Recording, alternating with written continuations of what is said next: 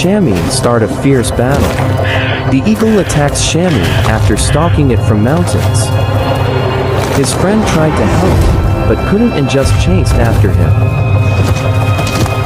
Shammy tries to run and wants to let go of the eagle, but the eagle never give up. And the stone is a barrier. It didn't become a hindrance, and eagle gripped Shammy back again. And what happened?